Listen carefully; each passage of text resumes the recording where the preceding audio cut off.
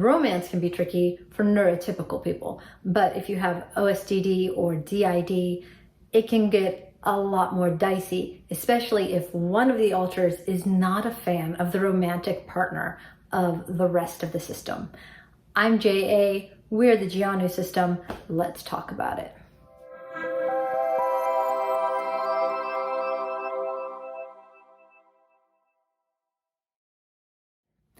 So it's no secret that when I emerged from dormancy, I was pretty upset to find that the body was married to a man.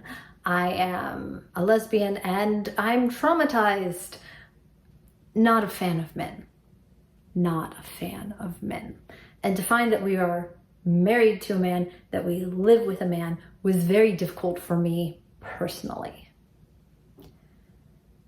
I didn't make it easy either to form a relationship. So, what are some tips for other systems and partners that find themselves in the same situation?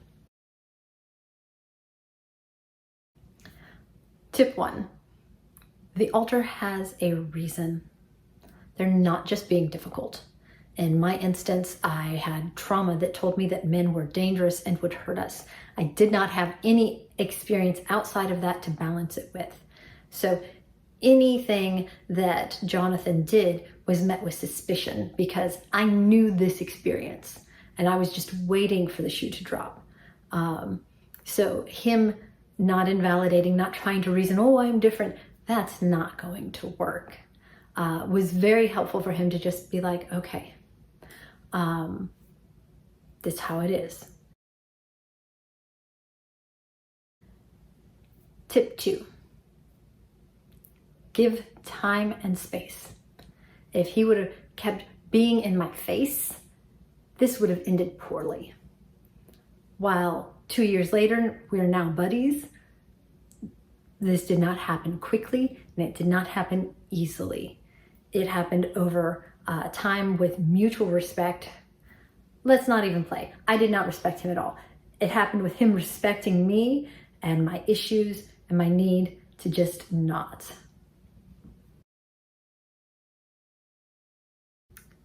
Tip 3, consistency. This is a huge one because I had my reasons to be suspicious. I was just waiting for him to prove them. So to watch day in and day out as he was consistently who he said that he was really the biggest thing because I had my experience. I had nothing else to balance it by, and time and consistency became a great balancer that I could eventually say, okay, I think I can trust this person. Trust isn't quick. Trust is a very slow game. Tip 4, don't expect to have the same relationship you have with the host or with any of the other alters with the current alter that you're having an issue with. One, like in my case, there will never be a romantic relationship. That's totally off the table. But even a friendship might not be possible.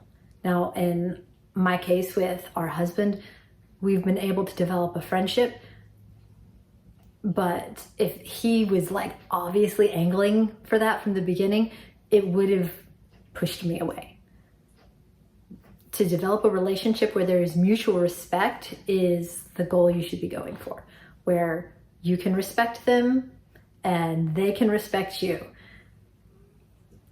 And honestly, in our case, and probably in a lot of alters cases, because you're dealing with trauma, the respect on the end of the partner comes first. Because once again, trust has to be earned. My 5th and final tip, you're gonna need someone to bitch to about all of this, preferably a therapist. Because there's nothing easy about this. You're gonna need to take care of yourself, so self-care, you're gonna need to talk to somebody, and it's probably not gonna be helpful for you trying to have your needs met by the person who is also dealing with all of this internally. They got their own shit.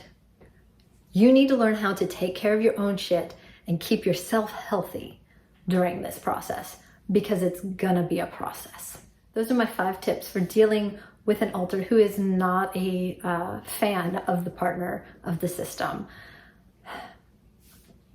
Best of luck to all of you. May the odds be ever in your favor.